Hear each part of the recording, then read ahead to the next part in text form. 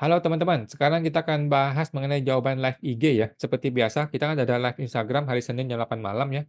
Dan ada beberapa yang belum terjawab, akan gue jawab di video-video seperti sekarang ini ya. Kita jawab untuk yang belum terjawab, oke?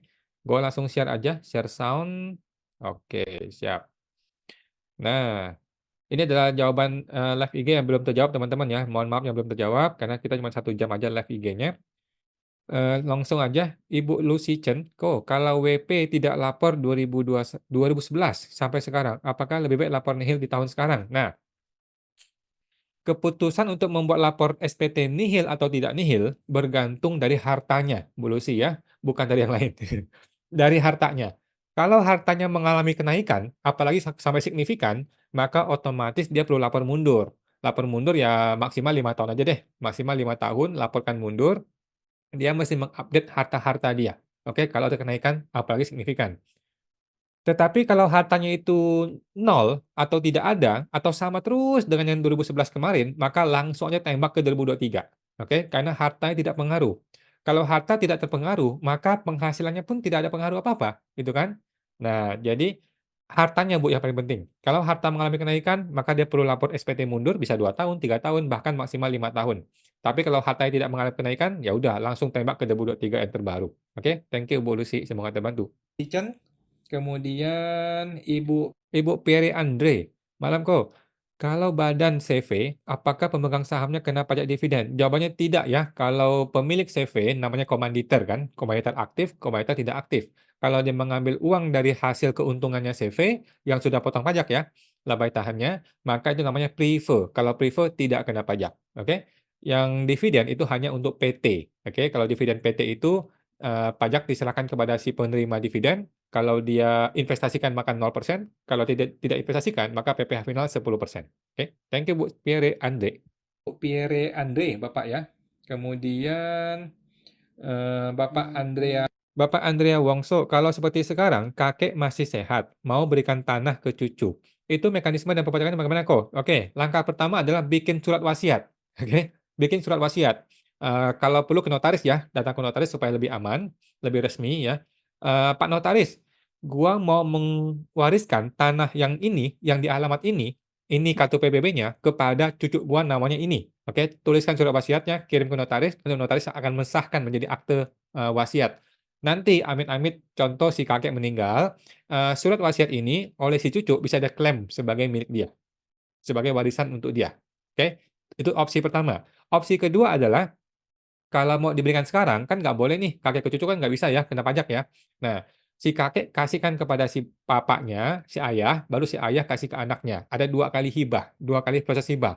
Kalau ini tanah yang bersertifikat resmi, maka ada potensi pembayaran BPHTB dan BPHTB ya, 2 kali jadinya bayar BPHTB ya. Nah, jadi kalau emang dia mau menghemat itu pakai metode warisan aja, metode warisan tetapi tunggu meninggal ya, baru diwariskan. Dari sekarang bikin surat wasiatnya.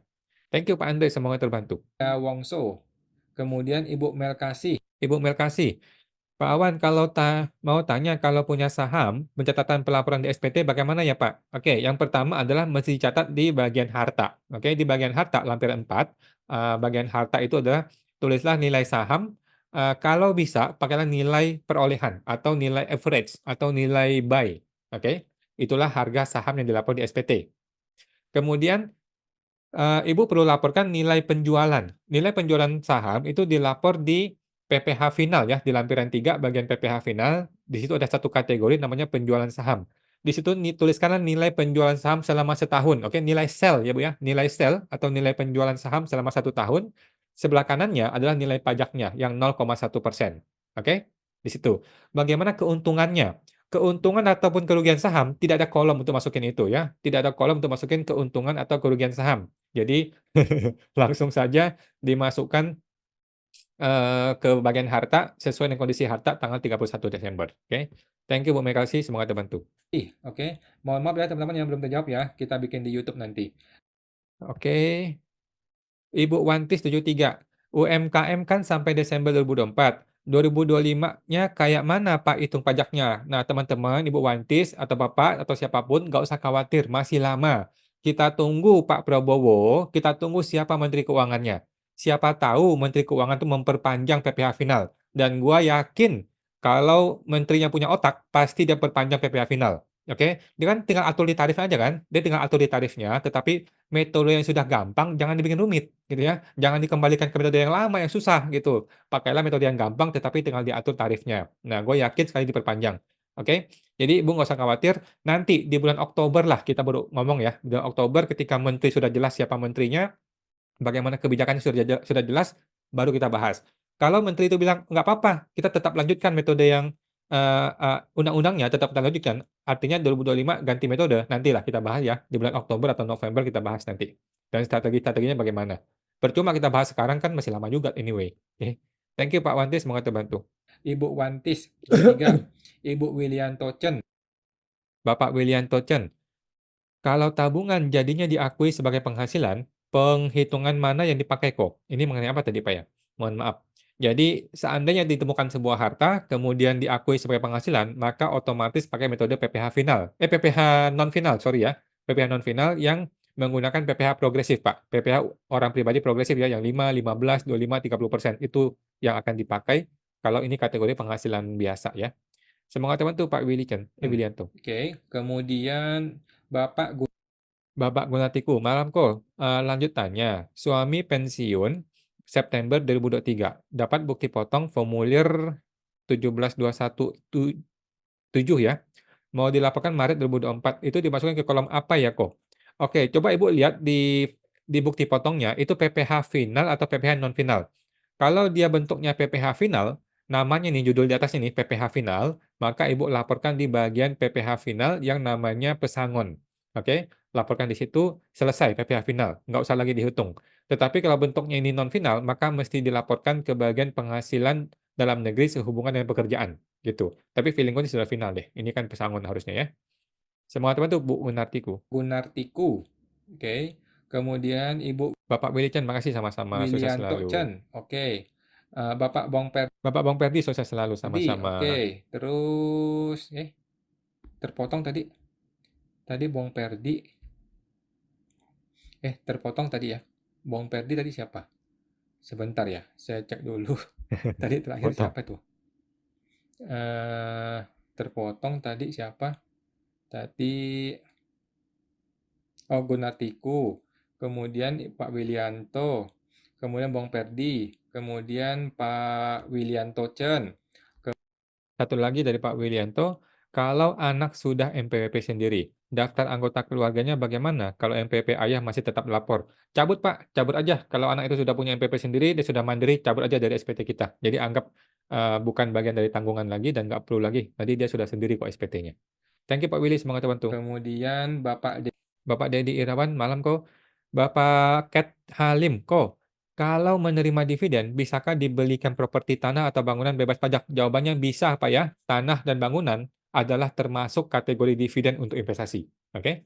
Silakan dibelikan, kemudian dilapor ya Pak. Ingat dilapor selama 3 kali berturut-turut ya, 3 tahun berturut-turut di menu e-reporting investasi dividen. Semoga terbantu Pak Halim. Dedi Rawan, Bapak Katalim, kemudian Bapak Ibu Josephine, kok ada bukti potong PPh 23 yang membuat SPT LB. Kalau tidak disertakan, ditanyain sama AR-nya mengapa tidak dipotong. Bagaimana ya kok? Jawab saja, karena saya tidak mau kena LB gitu ya. Jadi nggak usah takut ya teman-teman, Bu Josephine dan teman-teman. Ini kan SPT punya kita sendiri ya. Jadi kalau kita tidak mau kreditkan ya sudah nggak usah kreditkan gitu loh. Nggak usah khawatir AR bertanya gitu. Kalau AR tanya, AR nih tanya, kenapa ibu tidak mengkreditkan? Ya tinggal tinggal jawab apa adanya. Kita tinggal jawab jujur aja. Pak AR, saya tidak mengkreditkan karena saya ini mau bantu Jokowi bangun IKN. Saya tidak mau jadi LB. Kalau SPT LB, kan Jokowi mesti balikin duitnya ke saya. Kan saya repot. Bukan, kasihan Pak Jokowi. Jadi nggak usah ya. Saya hanguskan, saya kasih ke negara buat bangun IKN. Selesai gitu ya. Jadi nggak usah khawatir, Ibu Josephine dan teman-teman.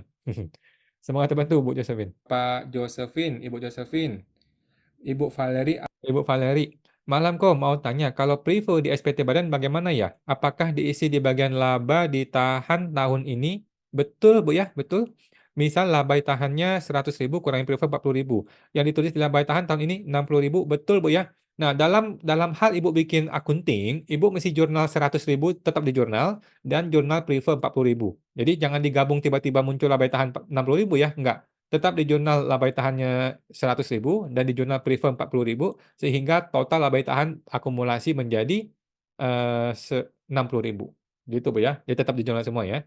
Sudah betul Bu. Semoga terbantu Bu Valeri. Adeline Wijaya, Bapak Ibu Ratnasar, malam Pak Awan. Untuk NPWP baru ada aset 2 miliar. Apakah itu nanti bisa dipermasalahkan? Jawabannya iya, akan dipermasalahkan. Jadi lebih baik Bu Ratna carilah seorang konsultan pajak ya. Carilah seorang konsultan pajak di dekat rumah atau gabung ke PSTP Go juga boleh ya. www.siapatakutpajak.com boleh bergabung ke sana. Nanti kita diskusikan di hari Jumat malam. Jadi ini 2M nggak bisa masuk-masuk nih, nggak bisa tiba-tiba masuk nih. Ini mesti diperhitungkan 2M ini apa saja, apakah mobil, motor, tabungan, deposito atau apa barangnya, kemudian kapan belinya. Nah, kemudian dihitung tuh berapa penghasilannya. Kalau emang belum bayar pajak, ya sudah mesti dibayar. Begitu, Bu. Semoga terbantu, Bu Ratna. Ibu Ratnasar, kemudian Bapak Ervin Smell, malam izin bertanya.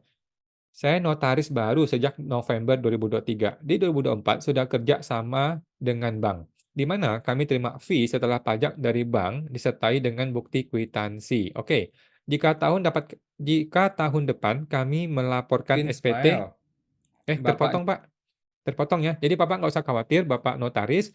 Intinya Bapak kumpulkan semua bukti potong, oke? Kumpulkan semua bukti potong dari perusahaan, kemudian dilaporkan di SPT tahunan.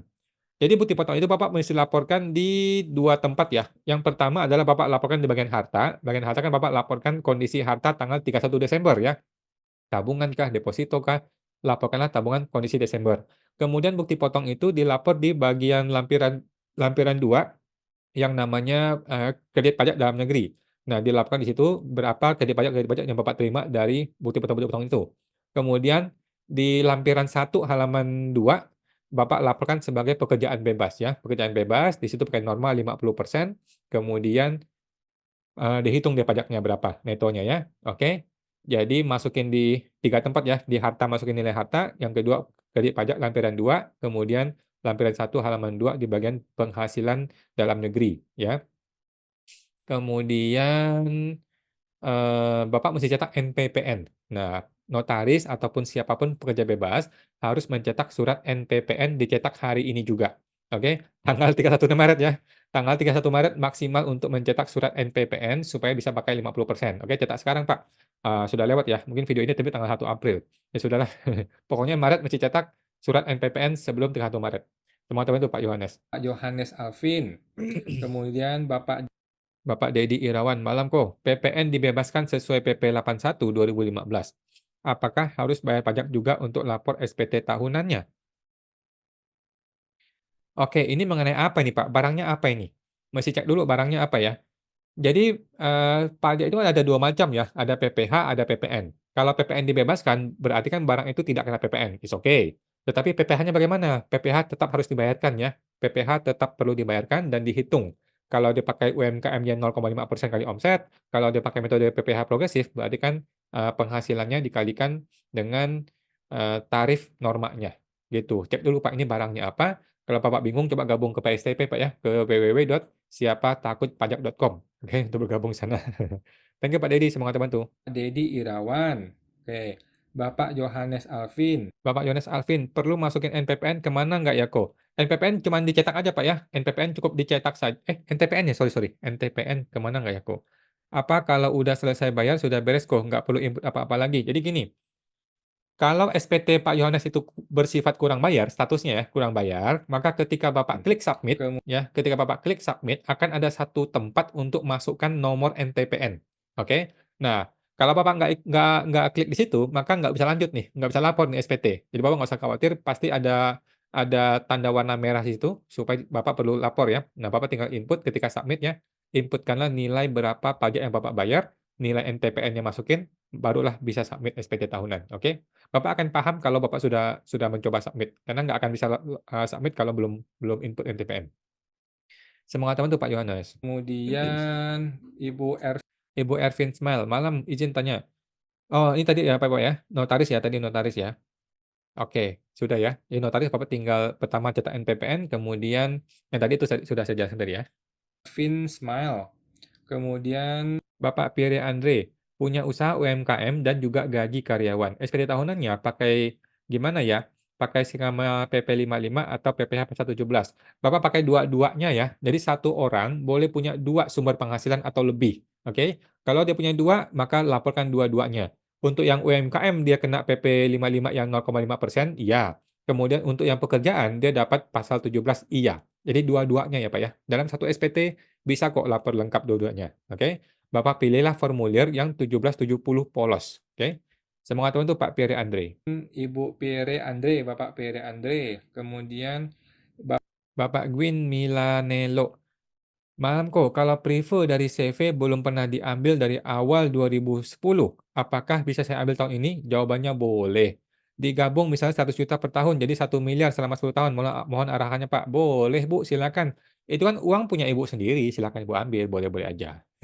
Semangat teman tuh Bu Gwin. Bapak Gwin Milanello. Kemudian Ibu Cecilia Cecilia, malam Teja. Pak Wan, siap. Kemudian Ibu Ibu Cecilia Teja, kalau e-reporting dividen, apa ada batas waktu untuk lapor pembetulan? E-reporting. Eee, segera aja Bu deh, segera 31 Maret deh ya. Jadi gue juga nggak gitu ngerti ya kalau pembetulannya setelah Maret apa yang terjadi gitu ya. Tetapi ya udah laporin aja deh, sebisa mungkin laporkan segera sebelum 31 Maret. Kalau Ibu perlu pembetulan, laporkan juga pada saat 31 Maret. Tetapi kalau sudah terlanjur lewat nih waktunya nih, ya sudah, kalau Ibu ketemu lagi mau pembetulan, ya udah pembetulkan setelah Maret nggak apa-apa juga sih. Semoga teman-teman Bu Cecilia. Cecilia Teja. Oke, Ibu Lydia Setiawan, "Ko, kalau saya punya toko, saya mau buat NPWP atas nama anak umur 17 tahun, bolehkah?" Jawaban saya, "Boleh." Kalau si anak ini mau pakai 7 tahun lagi, boleh silakan ya. Ibu Lydia Setiawan. Oke, Bapak Nota Save Places, "Ko, kalau ada penghasilan dari penjualan aset di 2023, tapi pajak penghasilannya belum dibayarkan, apa bisa dibayarkan di tahun ini?" Bisa. Nanti kena denda tidak ya? Bisa, Bu. Justru Ibu laporkan di sekarang, di SPT 2023 ini, gitu. Justru SPT 23 yang dilapor di 2024 inilah saatnya untuk melaporkan penghasilan tersebut dan saatnya untuk membayarkan penghasilan tersebut. Kalau dibayar sebelum 31 Maret, maka tidak ada denda. Tetapi kalau setelah 31 Maret, ya kena denda. Dendanya nggak besar juga sih, cuma 0,1%, 1,2% lah kira-kira gitu, oke, dari nilai pajaknya. Semoga terbantu Pak Nota Save. Bapak Nota Save Places. Ibu Neni Sapur, kok Awan tanya lagi. Ada karyawan tidak punya NPWP, tapi gaji plus bonus melebihi PTKP dan kurang bayar. Cara lapor SPT-OP gimana ya, kok? Maksud Ibu si pegawainya. Si pegawainya tidak punya NPWP, gitu kan? Dia tidak usah lapor Bu SPT. Yang namanya orang tidak punya NPWP tidak perlu lapor SPT tahunan, gitu ya. Jadi nggak usah khawatir bagi orang pribadi yang tidak punya NPWP, walaupun dia punya gaji di atas PTKP, ya nggak usah lapor, kan nggak punya NPWP. Kan dia tidak bisa masuk ke DJP online, loh. Nah, semangat bantu Bu Neni. Sapur.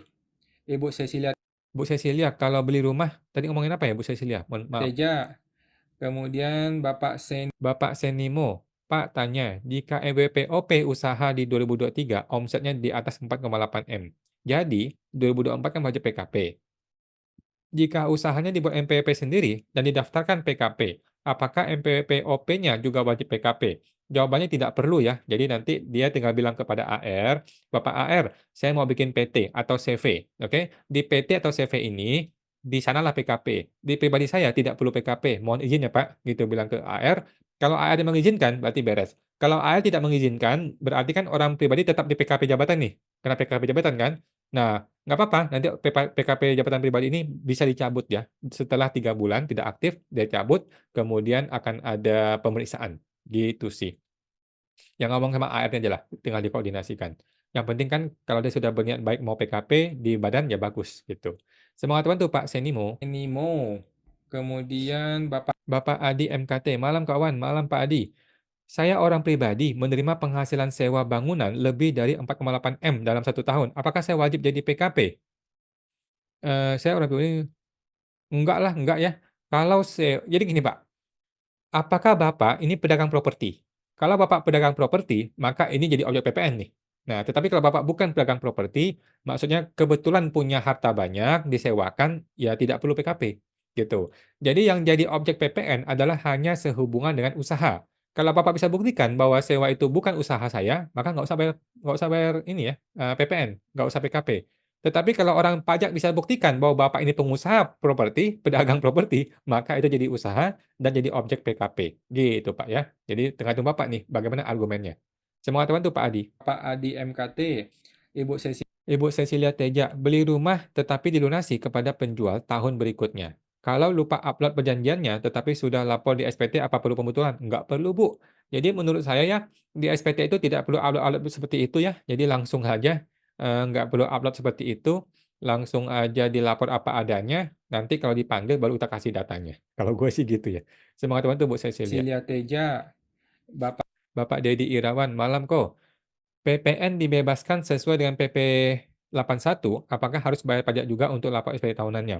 Oke, untuk PPN kalau memang dibebaskan ya sudah, nggak usah bayar PPN. Tapi PPH tetap mesti dibayar ya Pak. PPH-nya tetap mesti dihitung berapa keuntungannya, bayar PPH-nya.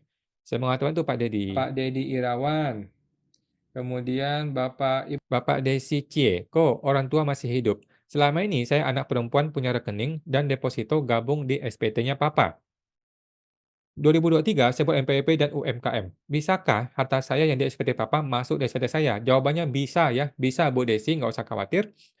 Semua harta-harta yang sebelumnya ada di SPT Papa, tetapi miliknya Bu Desi, nah ambil alih, sekarang diambil alih, dilaporkan di SPT-nya Bu Desi, kemudian keluarkan dari SPT-nya Papa, gitu ya.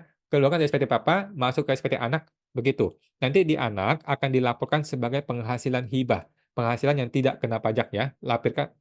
Tulis di lampiran 3 yang namanya penghasilan yang tidak termasuk objek pajak, di bagian hibah, tuliskan berapa nilai hibahnya. Selesai.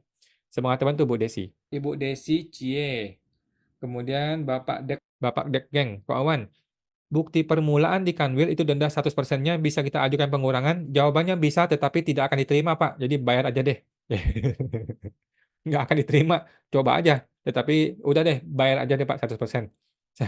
Semangat teman tuh Pak Dek Geng. Dek Geng, Bapak Fen 27. Bapak Fen 272, kok cara daftar IKH online biar approve bagaimana kok? IKH maksud Bapak kan izin kuasa hukum pengadilan pajak ya? Nah, mengenai izin kuasa hukum pengadilan pajak, Bapak tinggal laporkan, Bapak tinggal minta melalui online di websitenya pengadilan pajak. Bapak cek di Google, di online ya, pengadilan pajak gitu. Nanti di situ ada menu untuk daftar IKH, ada daftar riwayat hidup, ada formulir-formulirnya, semua Bapak tinggal download, kemudian di-upload ke situ. Kemudian dikirim ya, dikirim fisik kepada kantor pengadilan pajak, kemudian 30 hari akan terbit deh perpanjangan kartu IKH-nya terbit. Oke. Biasanya approve kok. Biasanya approve ya. Hampir semua approve, tidak pernah ditolak. Semangat apa tuh Pak Fen? 72. Kemudian Bapak Ervin Smile. Izin tanya kok. Oh tadi Pak ya, notaris ya. Jadi tahun depan kami melaporkan. Oke, Bapak gabung aja Pak ke sini kalau mau ya, gabung ke PSTP ya, www.siapatakutpajak.com ya. Untuk bergabung sana, kita bisa diskusi di grup Telegram maupun di live coaching-nya. Jadi intinya nggak ada masalah. Bapak laporkan nanti penghasilannya di 2024 atau 2023, kemudian laporkan juga penghasilan sebagai pekerja bebas, kemudian cetak NPPN ya. NPPN wajib dicetak di menu KSWP di DJP online. Oke, kemudian lapor harta, kemudian hitung pajaknya. Gampang kok. Semangat teman tuh Pak Ervin Smile. Ervin Smile, Ibu Ibu Melkasi, Pak Awan mau tanya, WPOP terima uang tunai dari hasil jual aset milik omanya yang sudah meninggal. WP tidak ada surat waris, bagaimana dengan uang tunai yang diterima WPOP tersebut? Oke, jadi gini, eh, secara nyata, kan ini warisan. Oke dong, secara nyata ini adalah warisan. Oke, kalau ibu masih bisa, datanglah ke notaris, minta saya butuh dokumen waris supaya saya aman ke pajak, gitu ya. Nanti oleh notaris akan dibikinkan sebuah nota, sebuah akte namanya pengakuan hak waris lah atau akte apalah gitu ya. Pokoknya notaris akan kasih sebuah dokumen yang untuk menyatakan ibu ini sah sebagai ahli waris. Oke, itu satu. Kalau ibu nggak bisa ke notaris atau nggak mau ke notaris, ya sudah, ibu tinggal akui langsung sebagai warisan. Nanti kalau AR-nya datang bertanya, ibu bilang, ini barang punya punya mama saya atau punya papa saya. Ada buktinya loh, dulu itu namanya nama si ayah saya atau nama papa saya atau nama ibu saya. Sehingga ketika dijual jadi milik saya. Kan karena dia meninggal, saya ahli warisnya. Begitu. Secara hukum saya sah sebagai ahli waris walaupun tidak ada surat waris. Gitu, Bu. Jadi opsi pertama adalah minta ke notaris, bikinin suratnya. Opsi kedua, nggak usah ke notaris, tetapi siap berdebat dengan orang pajaknya. Pada dasarnya, yang namanya warisan itu tidak kena pajak. Kita mesti paham. Semangat teman tuh Bu Melkasi. Melkasi, oke, kemudian Bapak Fens, Bapak Fen, thank you sama-sama. kemudian Ibu Ervin Smile, Bu Ervin Smile, Majam. Oh tadi sudah ya Bapak ya? Tadi sudah ya. Bapak ya, kemudian Ibu Elina. Ibu Elina CK, Pak Awan, pelaporan di SPT untuk cicilan mobil bagaimana? Jadi gini, anggaplah mobilnya 100 juta, oke, kemudian dicicil anggaplah 80 juta ya, Ibu bayar DP 20 gitu ya. Maka di tahun pertama bayar DP, Ibu langsung laporkan harta tuh 100. Kemudian di bagian hutang, Ibu laporkan 80, nilai hutangnya 80, oke. Harta adalah lapor full-nya, kemudian di bagian hutang adalah lapor berapa nilai pokok yang masih terhutang per 31 Desember, begitu kalau saya, oke. Selamat teman tuh Bu Elina. Bapak Raja Wali 28, Pak Awan, apakah program komputer bisa bikin PTP UMK 0,5%? Jawabannya bisa kalau Bapak bikin PTP. Bisa ya, kalau Bapak bikin PTP, maka semua usaha termasuk jasa bisa pakai 0,5%. Nah, Semangat CK, terbantu Pak Raja Wali. kemudian Bapak Raja Wali 28, kemudian Bapak Pierre Andre, malam kok. Bagaimana SPTOP untuk usaha UMKM, tapi terima Bupot A1 dan Bupot lain juga kok? Nggak ada masalah ya, orang pribadi itu boleh punya beberapa sumber penghasilan. Yang UMKM dia lapor sebagai UMKM, dia bayar sebagai UMKM 0,5%. Yang pekerja bebas maupun karyawan, dia lapor di bagian lampiran 1 halaman 2, di bagian penghasilan sehubungan dengan pekerjaan dan penghasilan dalam negeri lainnya. Dia lapor di situ, dia bayar pajaknya pakai PPh progresif. Gitu Pak ya, nggak ada masalah. Semoga teman tuh Pak Andre. Bapak Pere Andre, kemudian Ibu Ibu Josephine, kok SPTOP yang punya penyertaan modal di CV ditulis sebesar apa ya? SPTOP yang punya penyertaan modal di CV sebesar apakah? Apakah modal CV disetor plus laba ditahan plus laba berjalan atau hanya modal disetor saja? Jawaban saya adalah hanya modal disetor, Bu ya. Hanya modal disetor yang dilapor sebagai modal CV di SPT tahunan orang pribadi. Semoga terbantu Bu Josephine. Josephine, kemudian Bapak 88, makasih Pak Wan, Ibu sama-sama. Lina, makasih Oh, Bu sama-sama. Lina. Kemudian Ibu Ibu Lucy Chen, Lucy. makasih. Sehat selalu, Bu Lucy dan teman-teman semua. Thank you ya. Oke, makasih teman-teman ya, sudah selesai. Jadi seperti biasa kita ada live Instagram hari Senin jam 8 malam dan ada live TikTok di hari Selasa jam 8 malam ya. Buat teman-teman yang belum tahu, kita boleh bergabung ke PSTP ya. Di setiap hari Jumat kita akan ketemu di live coaching hanya di bulan April saja ya, di bulan April 2024. Dan kita akan buka lagi kelas baru untuk PKPP ya, program konsultan pajak pinter. Konsultan pajak pinter. Buat lu yang mau berbisnis di dunia pajak akunting, yang mau punya penghasilan 1 miliar per tahun dari dunia pajak akunting ya, segera bergabung di PKPP di website www.programkpp.com. Nanti kita ketemu di bulan Mei. Di bulan Mei kita baru ketemu di live coaching ya. Tetapi kita ada pertemuan khusus untuk PKPP setiap hari Kamis di kelompok kita sendiri ya, di grup kita. Untuk PKPP, silakan bergabung kalau mau. PSTP di April, PKPP di bulan Mei sudah dibuka kelasnya ya. Semoga teman-teman, sampai jumpa lagi.